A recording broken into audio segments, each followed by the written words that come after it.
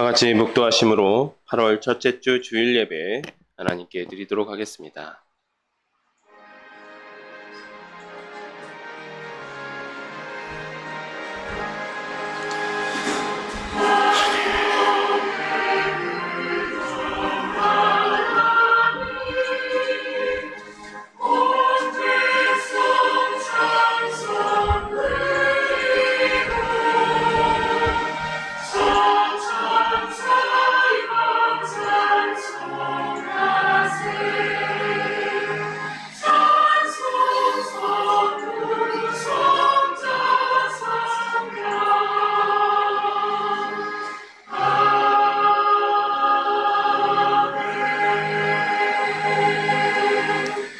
하나님은 영이시니 예배하는 자가 영과 진리로 예배할지니라.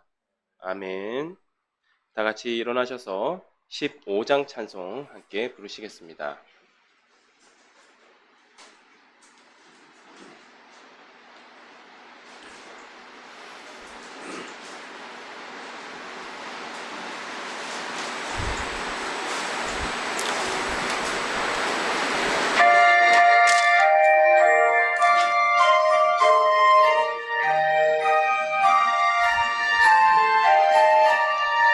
하나님의 크신 사랑 하늘에서 내리사 우리 맘에 항상 계셔 온전하게 하소서. 우리 주님 자비하사 사랑 무한하시니 두려워서 떠는 자를 구원하여 주소서. 걱정 근심 많은 자를 성령 감화하시며 복과 은혜 사랑받아 평안하게 하소서. 처음과 끝이 되신 주님 항상 인도하셔서 마귀 유혹 받는 것에 속히 끊게 하소서. 전능하신 아버지여 주의 능력 주시고 우리 맘에 임하셔서 떠나가지 마소서. 주께 영광 항상 돌려 전사처럼 섬기며 주의 사랑 영영토록 찬송하게 하소서. 우리들이 거듭나서 흠이 없게 하시고 주의 크신 구원받아 온전하게 마소서. 영광에서 영광으로 천국까지 이르러 크신 사랑 감격하여 경배하게 하소서. 아멘. 함께 성시교독 교독하시겠습니다. 성시교독은 교독문 5번입니다. 함께 교독하시겠습니다. 여호와 우리 주여, 주의 이름이 온 땅에 어찌 그리 아름다운지요. 주의 대적으로 말미암아 어린아이들과 젖먹이들의 입으로 권능을 세우시며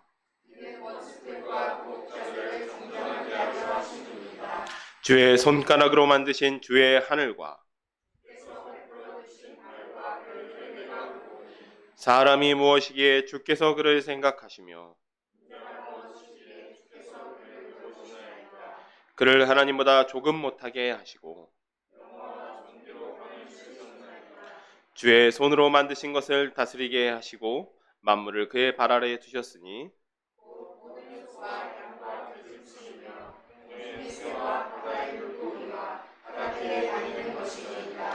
여호와 우리 주여, 주의 이름이 온 땅에 어찌 그리 아름다운지요. 아멘. 이 시간 사도신경으로 우리의 신앙을 함께 고백하도록 하겠습니다. 전능하사 천지를 만드신 하나님 아버지를 내가 믿사오며 그 외아들 우리 주 예수 그리스도를 믿사오니 이는 성령으로 잉태하사 동정녀 마리아에게 나시고 본디오 빌라도에게 고난을 받으사 십자가에 못 박혀 죽으시고 장사한 지 사흘 만에 죽은 자 가운데서 다시 살아나시며 하늘에 오르사 전능하신 하나님 우편에 앉아 계시다가 저리로서 산 자와 죽은 자를 심판하러 오시리라. 성령을 믿사오며 거룩한 공회와 성도와 서로 교통하는 것과 죄를 사하여 주시는 것과 몸이 다시 사는 것과 영원히 사는 것을 믿사옵나이다. 아멘. 자리에 앉아주시기 바랍니다. 이 시간은 325장 함께 찬양하시겠습니다.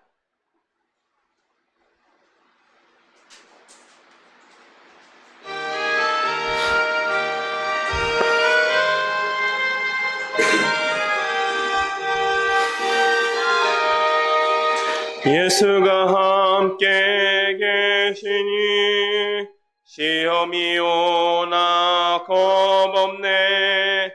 기쁨의 근원 되시는 예수를 위해 삽시다.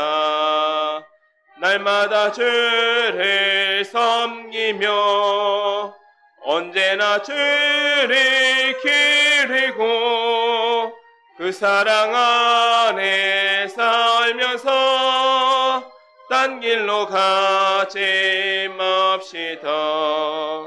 이 세상 사는 동안에 주 이름 전파하면서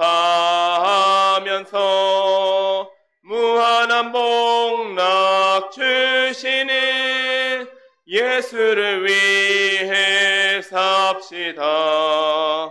날마다 주를 섬기며 언제나 주를 기리고 그 사랑 안에 살면서 딴 길로 가지 맙시다. 이 세상 친구 없어도 예수는 나의 친구니 불의한 일을 버리고 예수를 위해 삽시다. 날마다 주를 섬기며 언제나 주를 기리고 그 사랑 안에 살면서 딴 길로 가지 맙시다. 주께서 심판하실 때 잘했다 칭찬하리니 이러한 상급 받도록 예수를 위해 삽시다. 날마다 주를 섬기며 언제나 주를 기리고 그 사랑 안에 살면서 딴 길로 가지 맙시다. 아멘. 이 시간 우리를 대표해서 이은주 성도님 기도 인도해 주시겠습니다.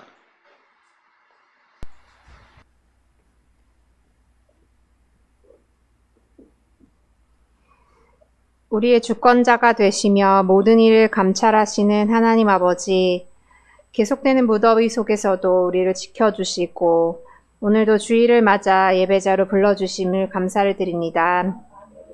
8월 첫 주일 예배를 드리오니 기뻐 받아주시고 홀로 영광 받아주시옵소서.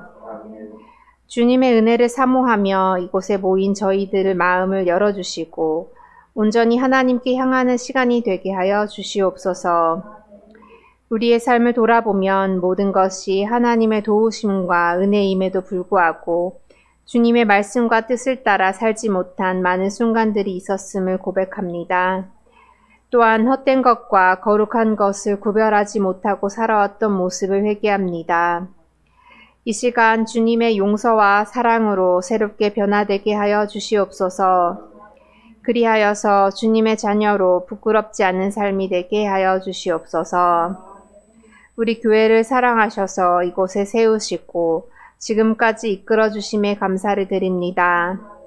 앞으로 펼쳐주실 아름다운 일들을 함께 바라보며 온 성도가 마음을 같이하여 온전히 하나님 나라 영광 위하여 쓰임받는 교회로 서게 하여 주시옵소서. 이 시간 말씀 전하실 박규호 간사님 능력으로 더하여 주시고 사역에 지치지 아니하도록 강건케 붙들어 주시옵소서.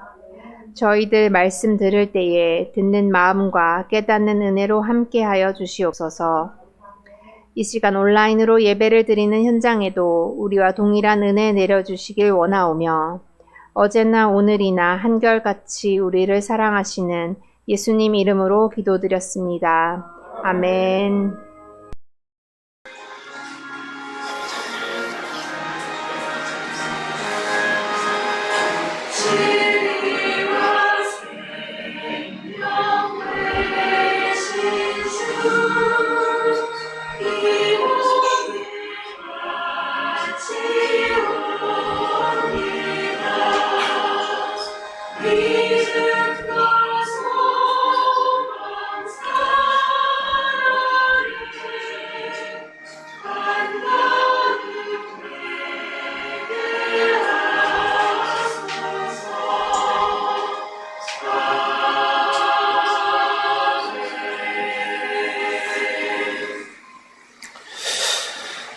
오늘 우리에게 주신 하나님의 말씀은 이사야 43장 8절부터 13절 말씀입니다.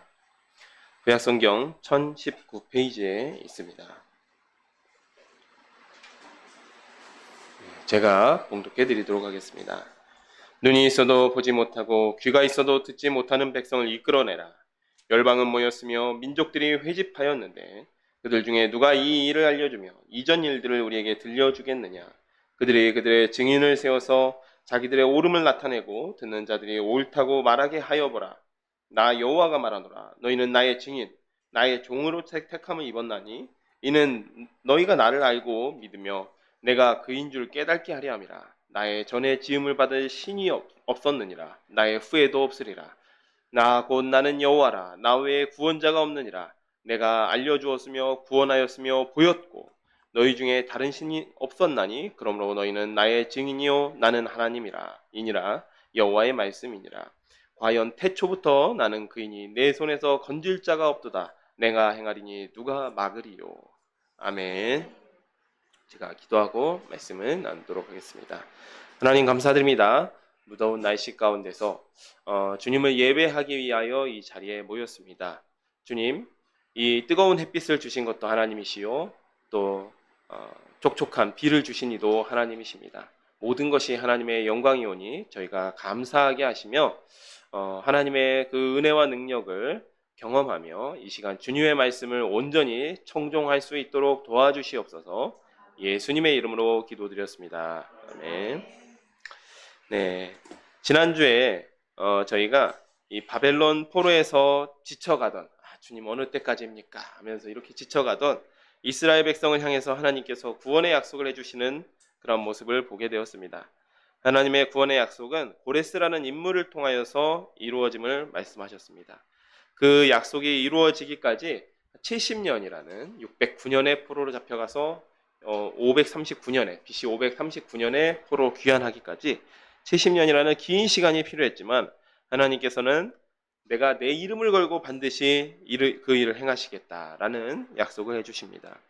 이어서 오늘 본문에서도 하나님께서는 바벨론 포로에서 내가 너희를 돌이키겠다라는 약속을 주시면서 그 약속을 유일한 신이신 하나님께서 이루실 것임을 말씀하고 계십니다. 43장 1절입니다. 야곱아 너를 창조하신 여호와께서 지금 말씀하시느니라. 이스라엘아, 너를 지으신 이가 말씀하시느니라. 너는 두려워하지 말라. 내가 너를 구속하였고 내가 너를 지명하여 불렀나니 너는 내 것이라. 내가 물 가운데 지나갈 때 내가 너와 함께 할 것이라. 강을 건널 때 물이 너를 침몰하지 못할 것이며 내가 불 가운데 지날 때에도 타지도 아니할 것이요 불꽃이 너를 사르지도 못하리니. 하나님께서 바벨론의 포로인 이스라엘을 부르고 있습니다. 이전까지 이스라엘 범죄에 크게 진노하셨던 하나님이시지만 이미 그 화가 많이 풀렸습니다. 그래서 하나님께서 바벨론에서 뉘우치고 회개한 이스라엘을 지명하여서 부르시고 다시 너는 내 것이라 라고 말씀하고 계십니다. 1절 말씀도 사실 우리가 많이 인용하는 또 많이 들어왔던 말씀이지만 그 대상은 1차적으로는 이스라엘을 말씀하는데 특별히 바벨론 생활 가운데서 바벨론 포로 생활 가운데서 자기 죄를 회개하고 뉘우친 이스라엘을 이야기하는 것입니다. 그래서 그런 뉘우친 이스라엘, 깨달은 이스라엘을 너는 내 것이라 라고 하면서 다시 부르시는 것입니다. 그래서 이제는 물불이라고 해도 절대로 너를 해치지 못한다 라고 선포하십니다. 비록 바벨론 포로 생활 중이라도 너희가 지금 현실은 바벨론 포로 생활할지라도 두려워하지 말라라고 말씀하고 있는 것입니다. 스가랴서에서도 비슷한 말씀이 있습니다. 스가랴서에서도 스가랴라는 선지자가 바벨론 포로 귀한 공동체에서 예언을 했던 선지자이기 때문에 그 스가랴를 통해서 전달하시는 말씀도 이제 내가 너를 눈동자처럼 보호하겠다. 누구라도 너희를 건드리지 못하게 하겠다라고 말씀하시는데 본문도 동일한 내용, 동일한 메시지라고 볼 수 있습니다. 3절입니다. 대저 나는 여호와 내 하나님이요 이스라엘의 거룩한 이요 내 구원자임이라.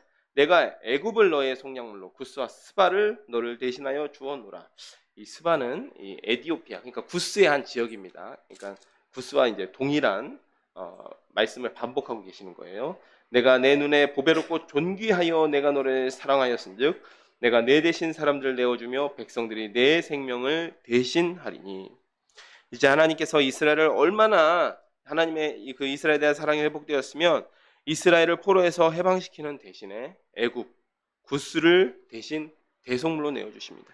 실제로 고레스는 바벨론을 정복하면서 고레스 칙령을 통하여서 이스라엘을 포로로 해방시켰습니다. 하지만 이 고레스도 이제 그 고레스 때부터 시작해서 그 아들 캄비세스 때에는 페르시아가 이집트를 직접 공격하여서 이집트를 점령하게 됩니다. 근데 본문에서는 이 애국과 구스를 이스라엘의 속량물로 표현하십니다. 구약 시대에서 속량이라는 것은 어떤 것이죠? 종이, 어떤 빚을 갚지 못해서 종에 팔렸던 자가 자기 몸값을 치르고 나오는 것을 속량물, 속량이라고 이야기합니다. 즉 하나님께서는 포로된 이스라엘의 종된 이스라엘의 몸값으로 이스라엘보다도 훨씬 이제 객관적으로 볼 때는 훨씬 더 거대하고 훨씬 더 가치 있어 보이는 애국과 이 구스를 준비하셨다라고 이야기하고 계시는 겁니다. 이렇게 몸값을 치르고서 이제는 동서남북 사방에서 이스라엘을 모으십니다. 두려워 말라. 내가 너와 함께하여 내 자손을 동쪽에서부터 오게 하며 서쪽에서부터 너를 모을 것이며 내가 북쪽에게 이르기를 내놓으라. 남쪽에게 이르기를 가두어 두지 말라. 내 아들들을 먼 곳에서 이끌며 내 딸들을 땅끝에서 오게 하며 내 이름으로 불려지는 모든 자 곧 내가 내 영광을 위하여 창조한 자를 오게 하라. 그를 내가 지었고 그를 내가 만들었느니라 라고 말씀하십니다. 8절부터 13절은 열방이 모두 참석한 이제 재판정의 이 장면을 생각하시면 됩니다. 그 장면 가운데 이스라엘을 호출하십니다. 열방이 모두 다 모였는데 이스라엘을 호출하시는 거예요. 눈이 있어도 보지 못하고 귀가 있어도 듣지 못하는 백성을 이끌어내라. 열방은 모였으며 민족들은 회집하였는데 그들 중에 누가 이 일을 알려주며 이전 일들을 우리에게 들려주겠느냐. 그들이 그들의 증인을 세워 자기들의 옳음을 나타내고 그들 듣는 자들을 옳다고 말하게 하여 보라. 여기서 이 민족들이 회집하였는데 그들 중에서 누가 이 일을 알려주며, 이건 이제 이방 신들을 이야기합니다. 이 일이라는 것은 이스라엘 백성을 포로에서 돌리신다라는 거죠. 이전 일이라는 것은 하나님께서 이스라엘 백성에게 그 이전에 행했던 구원의 일들을 이야기하는 것이죠. 나 여호와가 말하노라. 너희는 나의 증인, 이스라엘이죠. 여기서 너희는 이스라엘입니다. 너희는 나의 증인, 나의 종으로 택함을 입었나니 이는 너희가 나를 알고 믿으며 내가 그인 줄 깨닫게 하려 함이라. 나의 전에 지음을 받은 신이 없었느니라. 나의 후에도 없으리라. 나 곧 나는 여호와라. 나 외에 구원자가 없느니라. 내가 알려주었으며 구원하였으며 보였고 너희 중에 다른 신이 없었나니 그러므로 너희는 나의 증인이요 나의 하나님이라. 여호와의 말씀이니라. 과연 태초부터 나는 그인이 내 손에서 건질 자가 없도다. 내가 행하리니 누가 막으리요. 예. 하나님께서 창조주이시며 유일한 신이신, 창조주이시면서 유일한 신이신 하나님께서 증인인 이스라엘을 그 재판정 가운데 호출하십니다. 근데 이 증인은 하나님의 증인이죠. 근데 이 증인이 눈이 있어도 보지 못하고 맹인입니다. 귀가 있어도 듣지 못하는 그 백성들. 그러니까 증인의 역할을 제대로 하지 못한 그 백성을 이끌어내십니다. 그런데 하나님께서 그 증인을 이끌어내시면서 그들을 책망하시기 위해서 그 자리에 이끌어내시는 것이 아닙니다. 비록 그들은 증인의 역할을 제대로 하지 못하였습니다. 이스라엘 백성들 하나님의 증인, 하나님의 제사장 나라로서의 역할을 제대로 하지 못하였지만 하나님께서 이제 손수 직접 가르치고 계시는 것입니다. 그리고 그 자리에는 열방도 함께하고 있는 상황입니다. 하나님께서는 그 열방들에게 비록 자기 증인은 시원치 않은 증인들이지만 그 열방에게 질문하십니다. 반문하십니다. 너희들이 섬기는 신 중에 어떤 신이 이 일, 바벨론의 포로 귀환과 같은 일들을 알려주었느냐? 또 과거에 내가 이스라엘에게 구원한 일들, 이스라엘을 구원한 일들, 너희들이 그 섬기는 신들 가운데 할 수 있느냐? 너희들이 섬기는 우상들 중에도 한번 증인을 한번 세워보아라 라고 하면서 하나님께서 직접 말씀하시는 거죠. 허망한 이상 우방들에게 일가를 한 후에는 이제 눈먼 증인들을 이스라엘을 가르치십니다. 10절, 나는 지음을 받은 신이 아니다. 나는 스스로 존재하는 신이다. 그 이야기는 나는 나 외에 다른 신이 없다라는 이야기죠. 11절, 그렇기 때문에 나 외에는 구원자가 없다. 12절, 다른 신은 없다. 그리고 너희는 내 증인이다.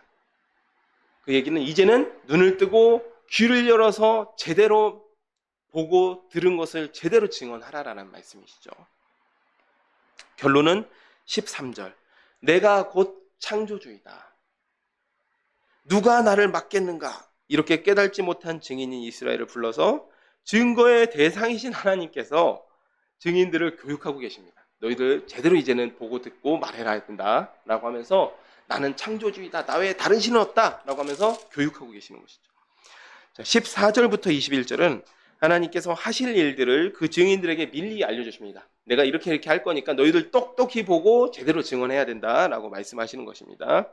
14절, 너희의 구속자요 이스라엘의 거룩하니 여호와가 말하노라. 너희를 위하여 내가 바벨론에 사람을 보내어 모든 갈대아 사람에게 자기들의 연락하던 배를 타고 도망하여 내려가게 하리라. 여기서 이 사람, 바벨론에 사람을 보낸다 하셨는데 여기 사람은 하나님께서 자기의 군대를 보내시겠다 이런 말씀입니다. 하나님께서 바벨론의 사람, 그러니까 군대를 보내십니다. 그러면 이 갈대아 사람들이 배를 타고 도망치는데 이 배가 연락을 하던 배, 그러니까 이 배는 이게 뭐 편지를 주고받는 그런 배를 이야기하는 게 아니라 무역하던 배. 그러니까 바벨론 지역이 이제 티그리스강 유역에 있었기 때문에 유프라테스강 티그리스강 유역에 있었기 때문에 그 강을 통하여서 무역하던 배가 그것을 통하여서 바벨론이 치부하게 하였던 불을 쌓게 하였던 그 배를 타고 이제는 황급히 도망가게 될 것이다. 바벨론이 일시에 멸망하게 된다라는 뜻입니다.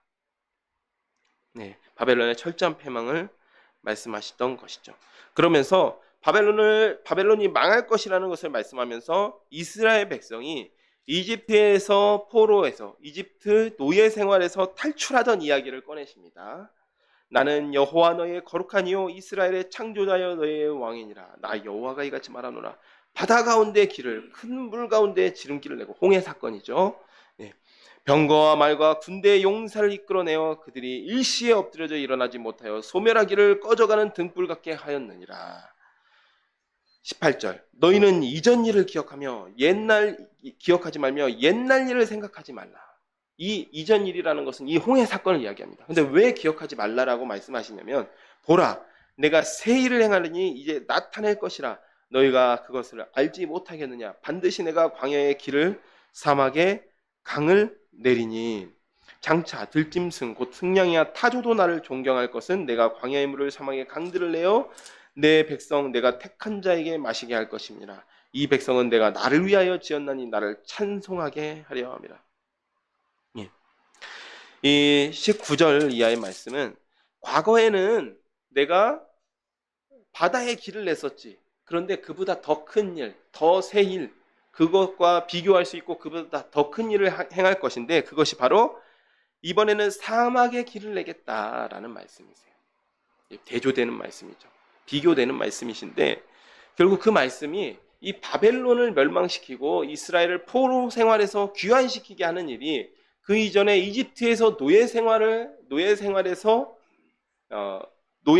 탈출하게 하신 일과 이게 비교되는 일이면서 그보다 사실 더 큰 새 일을 내가 이제는 행하겠다. 그러니까 너희들은 똑똑히 기억하고 제대로 증언해라. 이 말씀을 하시는 것이죠. 22절입니다. 그러나 야곱아 너는 나를 부르지 아니하였고 이스라엘아 너는 나를 괴롭게 여겼으며 내 번제의 양을 내게로 가져오지도 아니하였고 내 제물로 나를 공경하지 아니하였느니라. 나는 제물로 말미암아 너를 수고롭게 하지 아니하였고 유향으로 말미암아 너희를 괴롭게 하지 않았다. 그런데도 너는 나를 위하여 돈으로 상품을 사지도 아니하였고 희생의 기름으로 나를 흡족하게 하지 아니하였고 내 죄짐으로 나를 수고롭게 하여 내 죄악으로 나를 괴롭게 하였느니라. 자, 하나님께서는 위대한 새 일을 계획하고 행하시지만 이스라엘은 여전히 하나님을 괴롭게만 하는 존재입니다.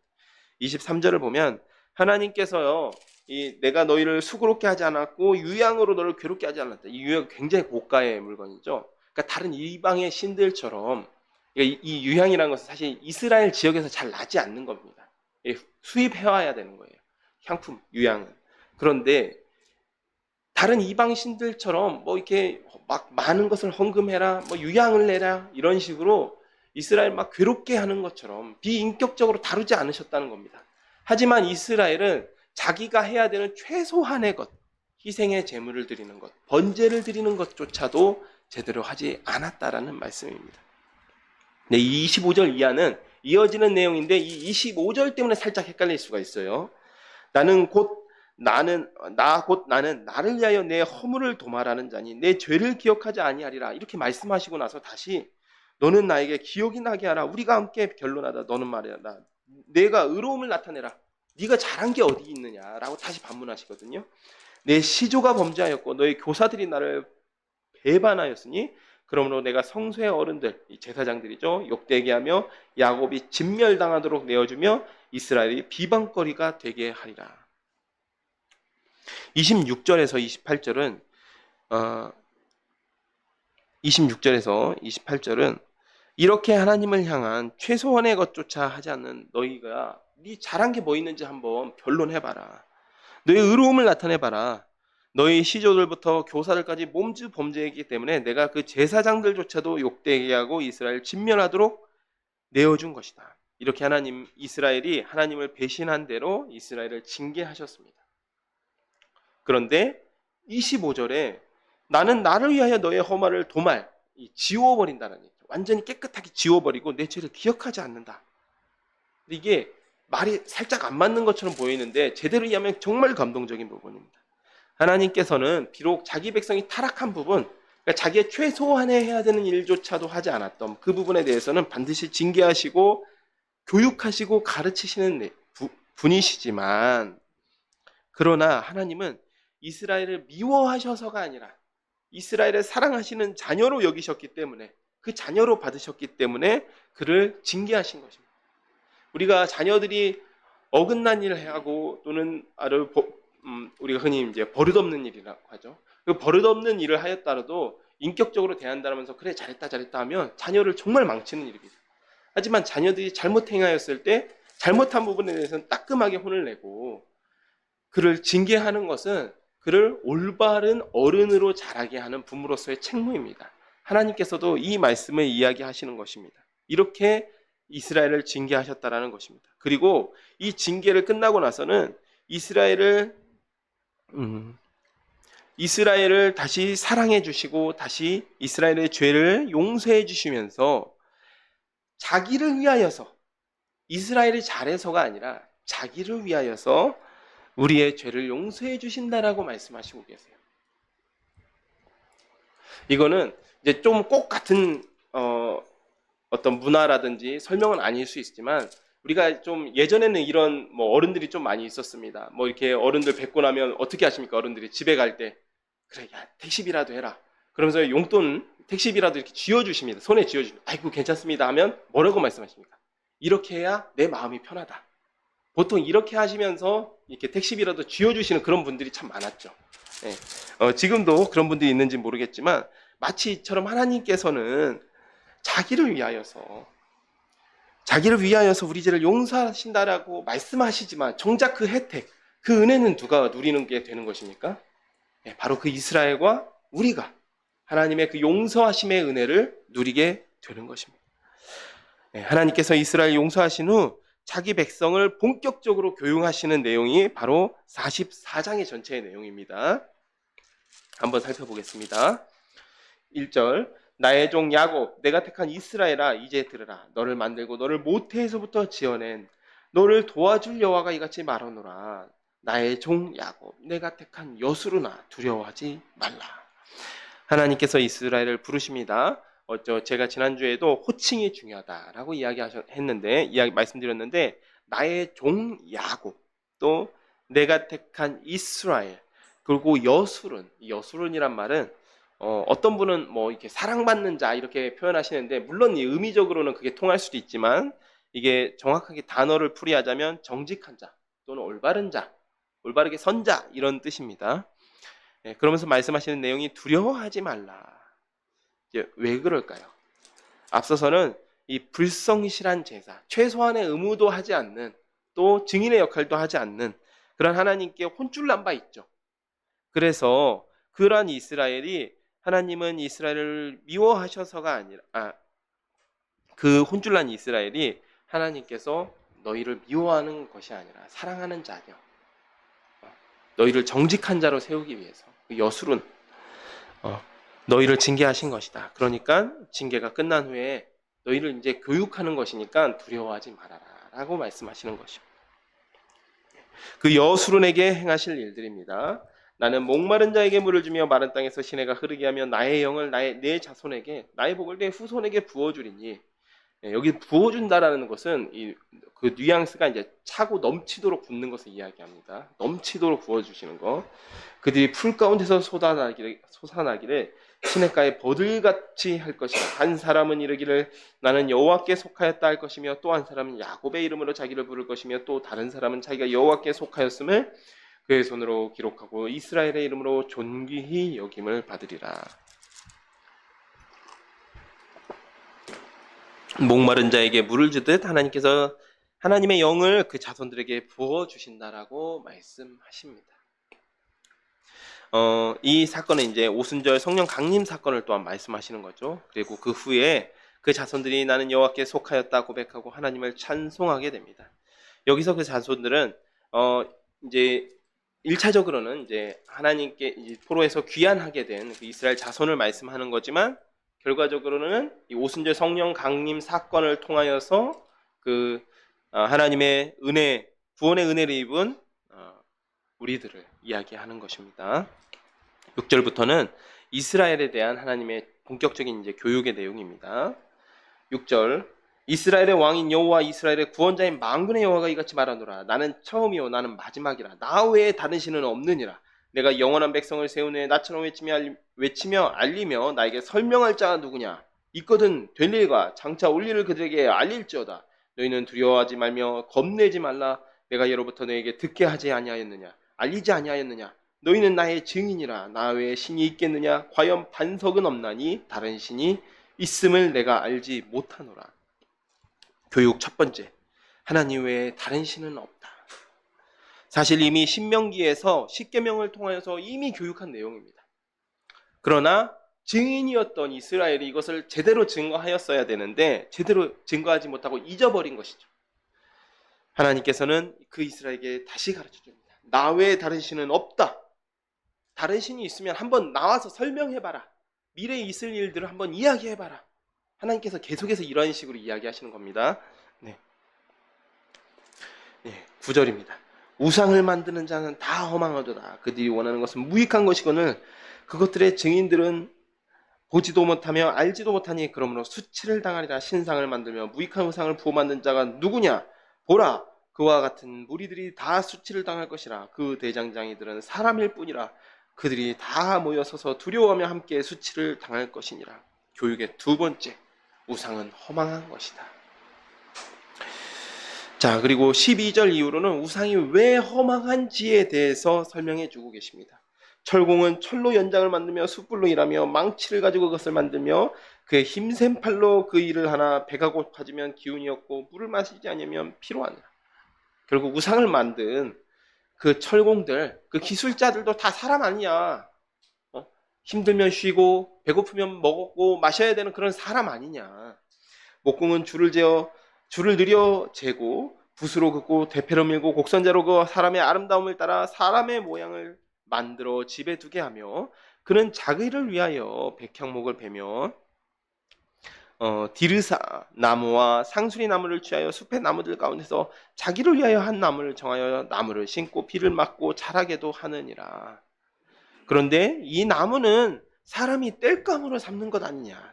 삼는 것이거늘 그가 그것을 가지고 자기 몸을 덮게도 하고 불을 피워 떡을 굽기도 하고 신상을 만들어 경배하며 또한 우상도 만들어서 우상을 만들고 그 앞에 엎드리기도 하는구나. 그 중에 절반은 불에 사르고 그 절반으로는 고기를 구워 먹고 배불리며 또 몸을 덮게 하며 이르기를 아 따뜻하다 내가 불을 보았구나 하면서 그 나머지 신상 나머지 나무로는 곧 자기의 우상을 만들고 그 앞에 엎드려 경배하며 그것에게 기도하여 이르기를 너는 나의 신이니 나를 구원하라 하는도다. 하나님께서 막 조롱을 하고 계시는 거예요. 12절에서 14절은 사람이 열심히 우상을 만드는 모습입니다. 또 15절에서 17절은 사람이 나무로 땔감도 삼고 밥도 해먹으면서 그 나무로 만든 우상을 가지고 거기에서 절하면서 기도하면서 나를 구원하라 라고 하는 모습이 얼마나 우스운 모습인지 하나님께서 보시기에는 우습다 못해서 분통이 터지는 모습인 것입니다. 우리가 보기도 나무에 절하는 모습은 우스운 모습이죠. 땔감으로 여태까지 땔감으로 썼던 그 나무에 우상으로 만들어 놓고 거기에 절하는 모습이 얼마나 우스운 모습입니까? 그런데 하나님께서 보시기에는 돈이 우상인 우리의 모습, 또 그 무엇이 우상인 우리의 모습을 보셔도 마찬가지라는 것입니다. 돈이 무엇입니까? 사실 우리 삶 살아가는데 반드시 필요하지만 돈은 살아가는데 필요한 도구에 불과합니다.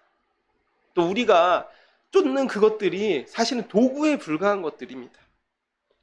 그렇지만 이미 그리스도인들의 삶 속에서도 돈이 우상이 되어서 돈에 쩔쩔매고 또 돈을 섬기면서 살아가는 모습이 바로 나무로 땔감을 삼으면서 그 도구에 불과한 나무에게 절하는 모습과 다르지 않아 보인다라는 것이죠. 자, 18절입니다. 그들이 알지도 못하고 깨닫지도 못함은 그들이 눈이 가려서 보지 못함이며 그들의 마음이 어두워져서 깨달지 못함이니라. 마음에 생각도 없고 지식도 없고 하나님을 아는 지식이죠. 총명도 없으므로 내가 그것의 절반을 불사르고 또한 그 숯불 위에 떡도 굽고 고기도 구워 먹었거늘 내가 어찌 그 가운데 가증한 무엇을 만들겠으며 내가 어찌 그 나무 토막 앞에 굴복하리오 말하지 아니하니. 그렇게 말하는 사람이 한 사람이 없다라는 것입니다. 그는 죄를 먹고 허탄한 마음에 미혹되어 자기의 영혼을 구원하지 못하며 나의 오른손에 거짓 것이 있지 아니하냐 그렇게 말하지도 못하느니라.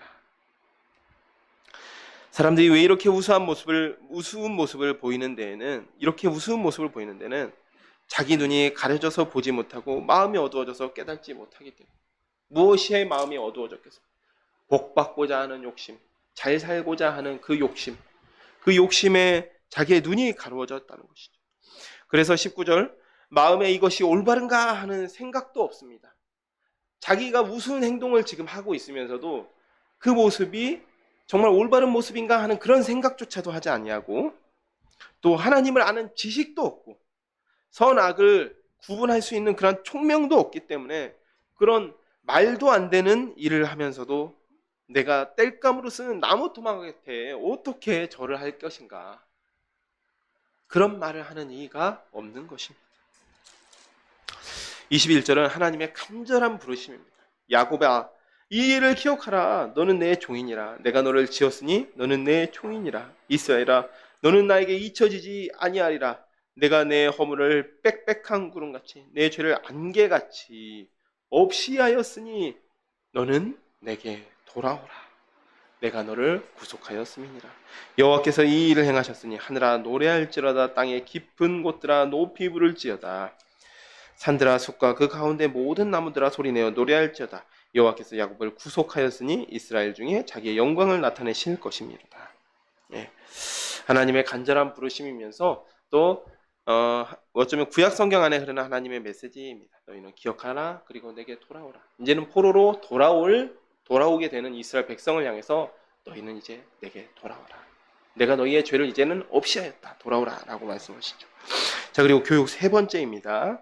24절입니다. 내 구속자여 모태에서 너를 지은 나 여호와가 이같이 말하노라. 나는 만물을 지은 여호와라. 홀로 하늘을 폈으며 나와 함께한 자 없이 땅을 펼쳤고 헛된 말을 하는 자들의 징표를 패하며 점치는 자들을 미치게 하며 지혜로운 자들을 물리쳐 그들의 지식을 어리석게 하며 그의 종의 말을 세워주며 그의 사자들의 계획을 성취하게 하며 이스라엘을 대하여는 이르기를 거기에 사람이 살리라 하며 유다 성읍들에 대하여는 중건될 것이라. 내가 그 황폐한 곳들을 복구시키리라 하며 기품에 대하여는 이르기를 마르라. 내가 내 강물들을 마르게 하리라 하며 고레스에 대하여 이르기는 내 목자라. 그가 나의 모든 기쁨을 성취하리라 하며 예루살렘에 대하여는 이르기를 중건되리라 하며 성전에 대하여는 내 기초가 놓여지리라 하는 자니라.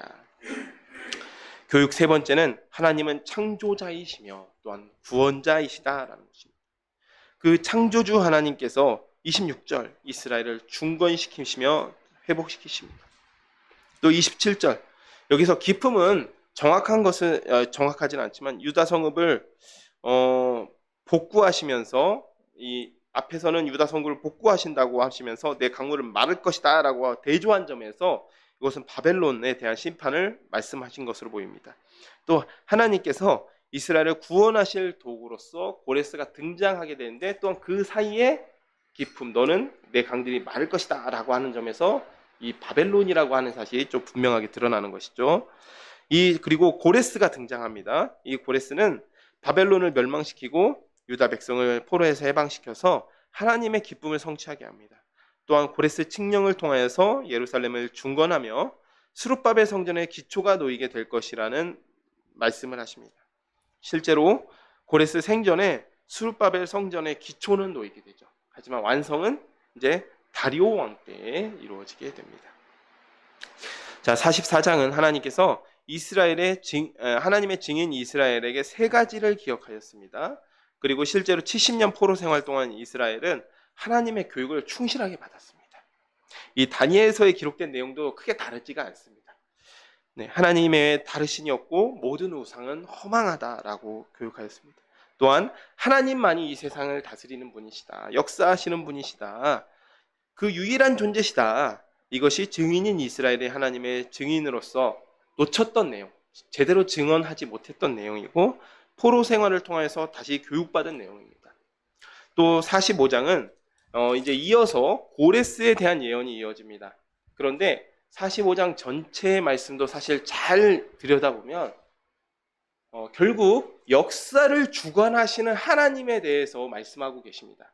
하나님도 이 고레스에 대한 이야기를 하고자 하시려고 하는 게 아니라 이 고레스가 등장은 하지만 그 고레스를 내가 지었고 내가 보냈다라는 말씀을 하고 싶으신 거예요. 이 역사를 운행하시고 주관하시는 분도 나다라는 말씀을 하고 계시는 것이고 또한 이스라엘 백성에게 말씀하시는 것은 내가 역사를 운행하는 이것, 역사의 주관자임을 제대로 증언해라. 보고 듣고 제대로 증언하라라는 말씀을 하고 계시는 것입니다. 한번 살펴보겠습니다. 여호와께서 그의 기름을 받은 고레스에게 이같이 말씀하시되 내가 그의 오른손을 붙들고 그 앞에 열국을 항복하게 하며 내가 왕들의 허리를 풀어 이 허리를 풀었다라는 것은 이 허리띠를 풀었다라는 말씀도 되지만 허리에 보통 뭘 차죠? 칼을 찹니다. 즉 무장을 해제시켰다라는 말씀도 됩니다. 그 앞에 문들을 열고 성문들이 닫히지 못하게 하리라. 그래서 내가 너보다 앞서가서 험한 것을 평탄하게 하며 논문을 쳐서 부수며 쇠빗장을 꺾고 내게 흑암 중에 보화와 은밀한 중에 숨은 재물을 주어 내 이름을 부르는 자가 나 여호와 이스라엘의 하나님인 줄 내가 알게 하리라.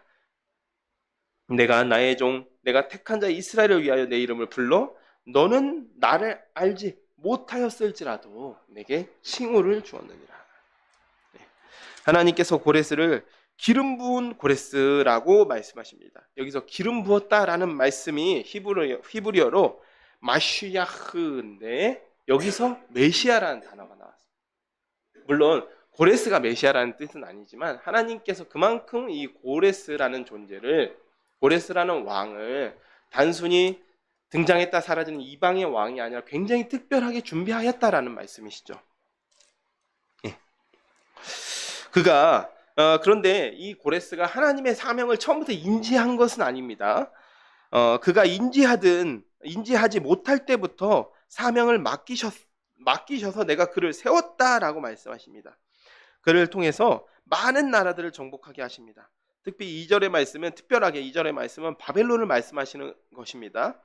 다니엘서에서 하나님께서 먼저 메네메네 데켈 우파르신이라는 그 말씀을 이제 징조를 주시면서 바벨론을 치셨죠. 그리고 나서 페르시아의 군대가 이 바벨론 도성에 무혈 입성하게 됩니다.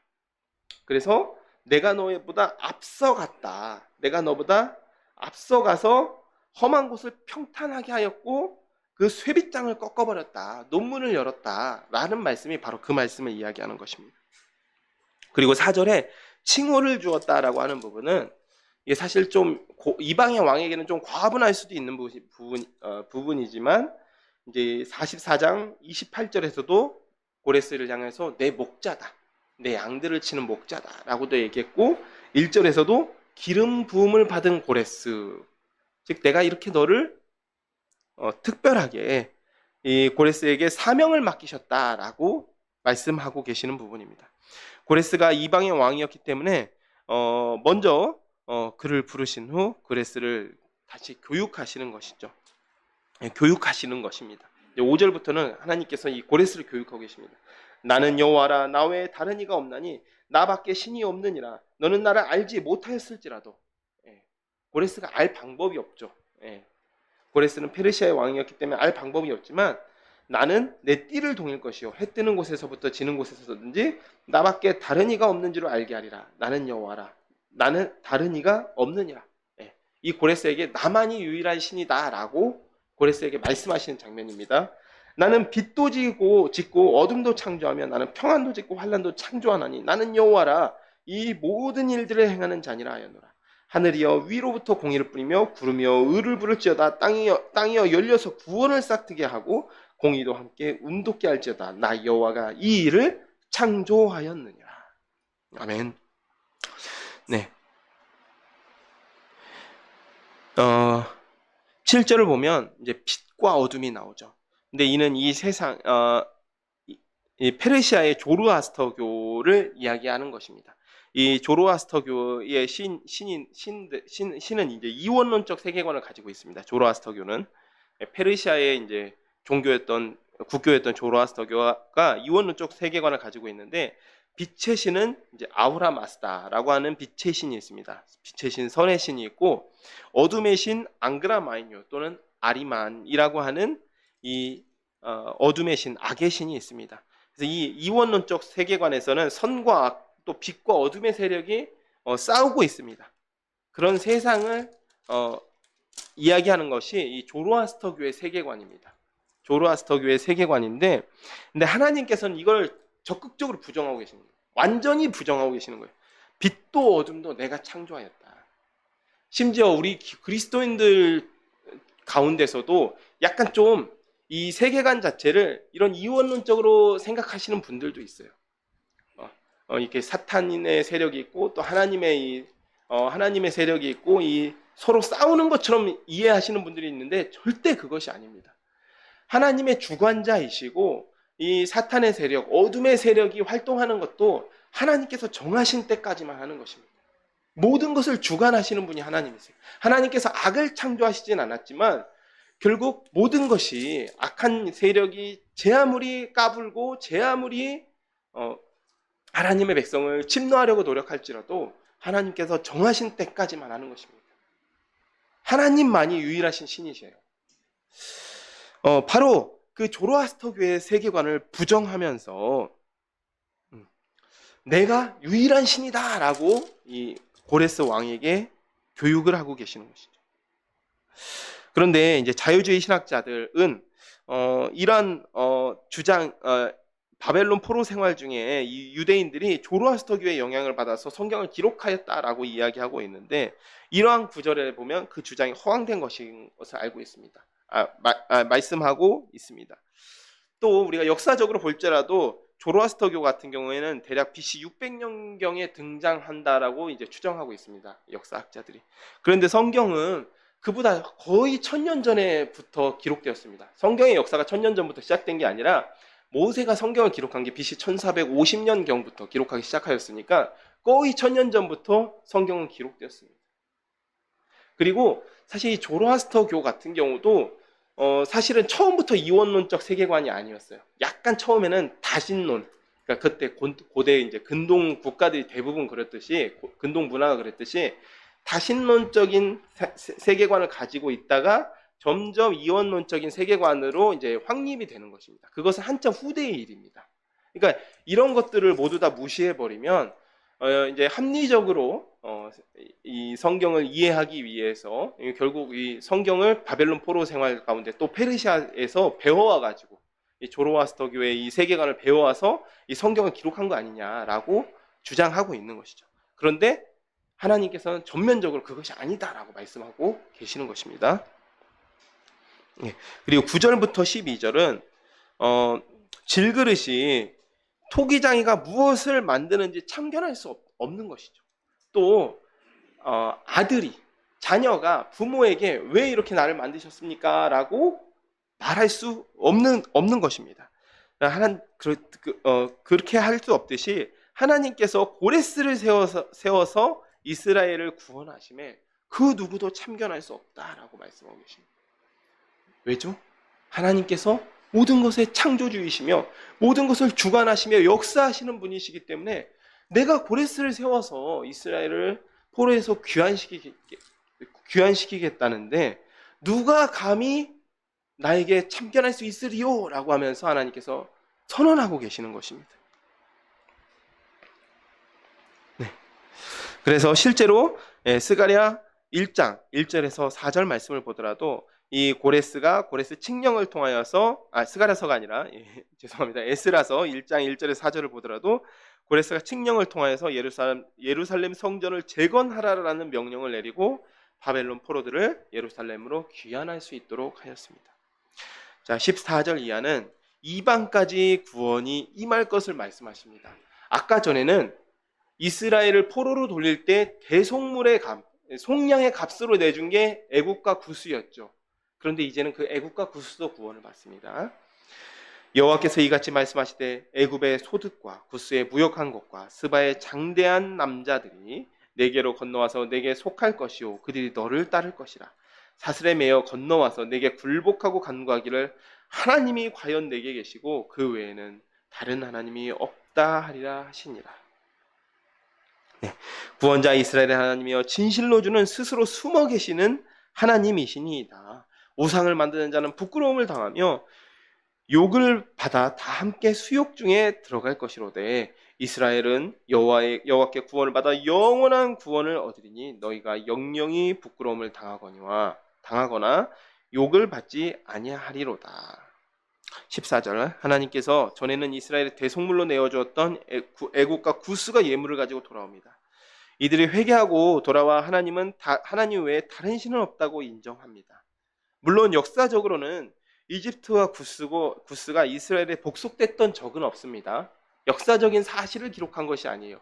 그럼 이 예언이 실제로 성취되지 않은 것이냐? 그것이 아니라 오순절 성령 강림 사건 이후로는 복음이 전해지는 과정에서 실제로 사도행전 8장에 가면 어떤 일이 일어나죠? 에디오피아 여왕의 내시였던 그에게 빌립 집사님이 복음을 전해주죠. 그리고 그가 세례를 받습니다.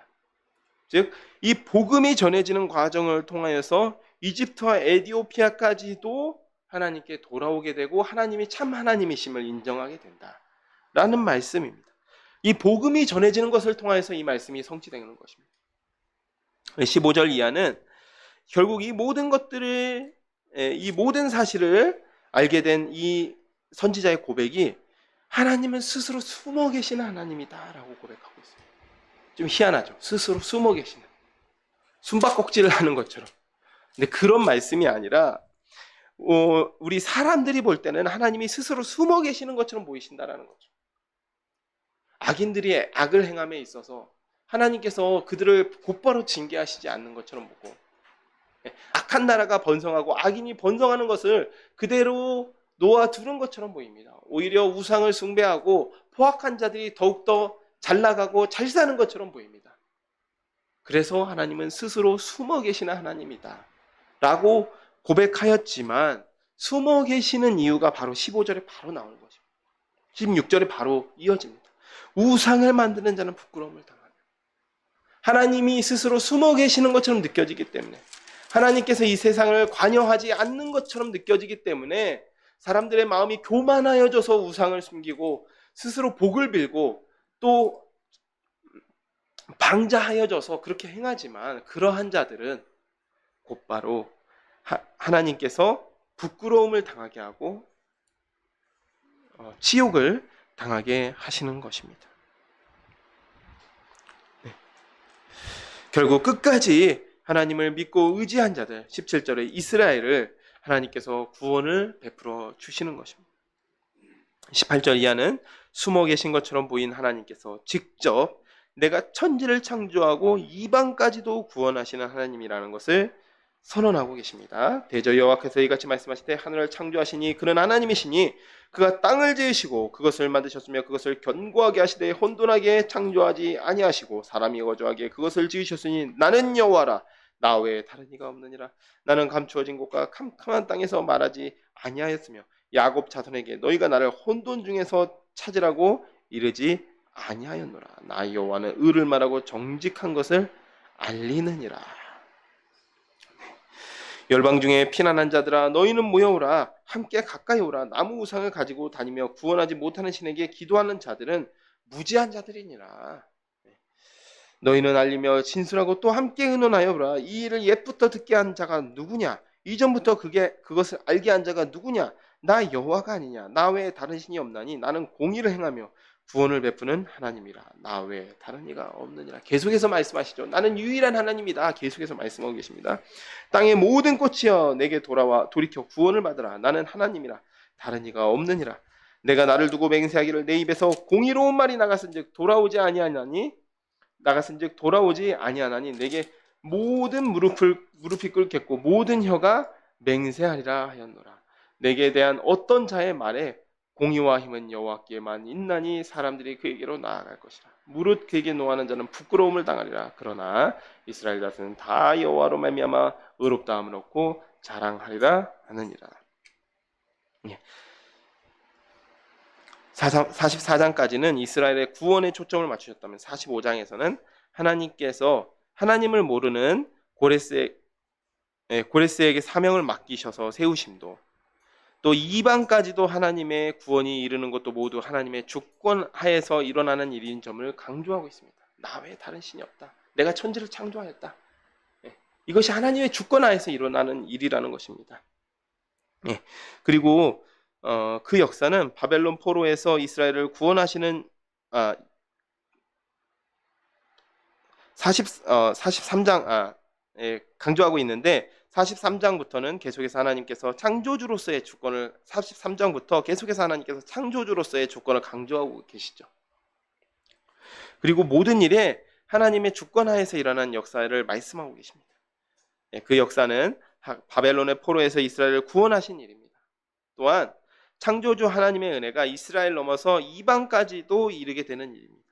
하나님께서 계속해서 이 내용을 반복적으로 강조하는 이유는 우리가 이 일에 증인이 되길 원하시기 때문입니다. 사랑하는 샤론의 가족 여러분, 우리는 이스라엘 백성처럼 눈앞의 문제에 집중할 때가 많습니다. 그래서 눈먼 자가 됩니다. 눈앞의 문제에 집중하면 눈먼 자가 되고 듣지 못하는 자가 됩니다.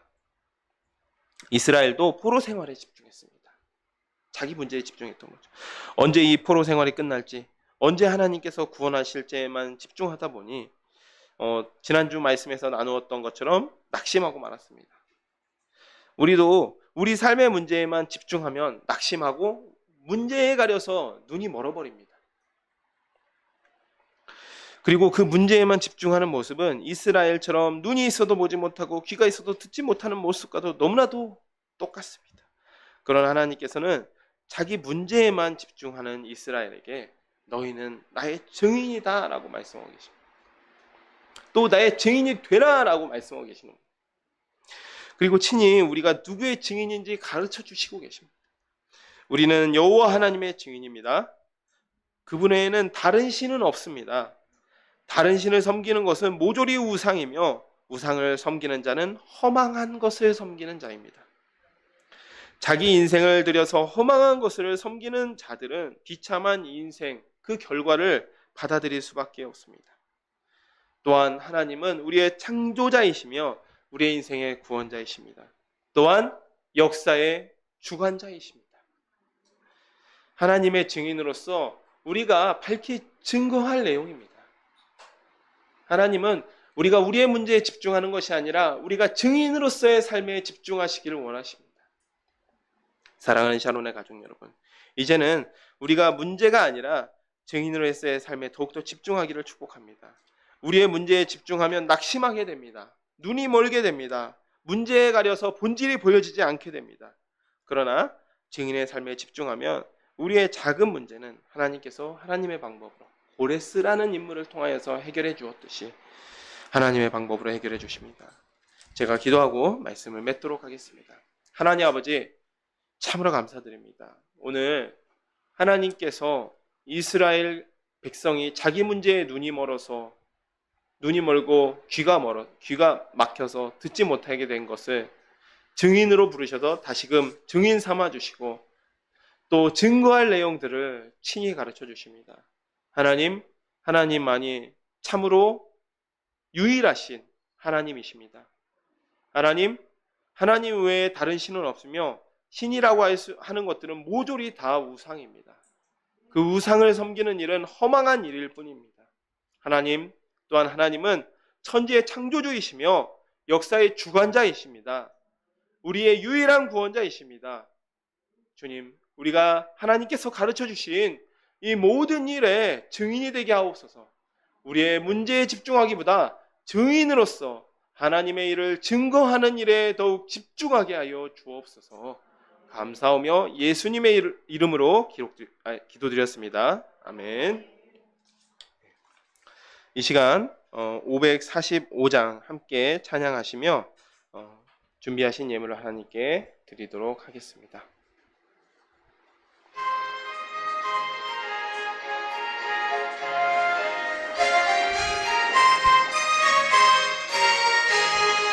이 눈에 아무 증거니 배어도 믿음만을 가지고서 늘 걸으며 이 귀에 아무 소리 아니 들려도 하나님의 약속 위에 서리라. 걸어가세 믿음 위에 서서 나가세 의심 버리고 걸어가세 믿음 위에 서서 눈과 귀에 아무 증거 없어도 이 눈에 보기에는 어떠하든지 이미 얻은 증거대로 늘 믿으며 이 마음에 의심 없이 살아갈 때에 우리 소원 주 안에서 이루리. 걸어가세 믿음 위에 서서 나가세 의심 버리고 걸어가세 믿음 위에 서서 눈과 귀에 아무 증거 없어도 주님의 거룩함을 두고 맹세한 주 하나님 아버지는 참 미쁘다. 그 귀한 모든 약속 믿는 자에게 능치 못할 무슨 일이 있을까. 걸어가세 믿음 위에 서서 나가세 의심 버리고 걸어가세 믿음 위에 서서 눈과 귀에 아무증 것어도. 아멘. 드려진 헌금을 위해서 제가 기도하겠습니다. 하나님 아버지 참으로 감사드립니다. 무더운 날씨 가운데서도 주님을 예배하러 이 자리 가운데 모여주신 무이게 하심도 감사드립니다. 주님, 저희에게 주신 수많은 은혜들 가운데 물질을 일부 구별하여 주님 앞에 가지고 나왔습니다. 이 물질 귀하게 받아주시고 또한 저희가 하나님의 증인으로서 정말 하나님께서 증거하라고 말씀하신 그 모든 말씀을 들고 세상에 나가서 증거할 때 주님의 나라가 확장되며 주님의 이름이 높아지는 역사가 나타나게 하여 주시옵소서. 예수님의 이름으로 기도드렸습니다. 아멘. 광고 시간인데 오늘은 이제 특별한 광고는 없습니다. 이제 다만 저희 이제 교회 가운데 이제 청년들이 많다 보니까 지금 이제 본가에 내려가 있는 청년들이 조금 있습니다. 그러니까 저희가 좀 관심을 가지고 신방을 하기는 어려울지라도 관심을 가지고 연락해서 이제 또 개강할 때 우리 청년들이 또 함께 이 예배할 수 있도록 또 이렇게 기도해 주시면 감사하겠습니다. 또 뒷부분에 이제 교회 기도 제목이 있으니까 우리 기도하실 때 우리 교회를 위해서도 한 번씩 기도해 주시면 감사하겠습니다. 자, 이 시간은 함께 일어나셔서 3장 찬송하시고 주기도문으로 예배를 마치도록 하겠습니다.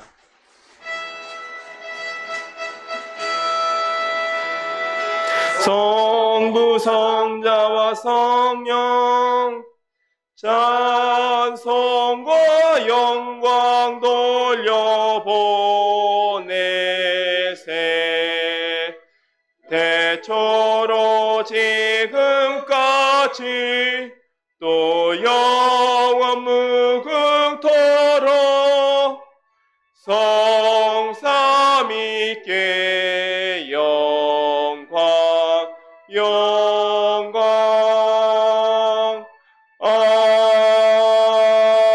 아멘. 하늘에 계신 우리 아버지여, 이름이 거룩히 여김을 받으시오며 나라가 임하시오며 뜻이 하늘에서 이루어진 것 같이 땅에서도 이루어지이다. 오늘 우리에게 일용할 양식을 주시옵고 우리가 우리에게 죄 지은 자를 사하여 준 것 같이 우리의 죄를 사하여 주시옵고 우리를 시험에 들게 하지 마시옵고 다만 악에서 구하옵소서. 대개 나라와 권세와 영광이 아버지께 영원히 있사옵나이다. 아멘.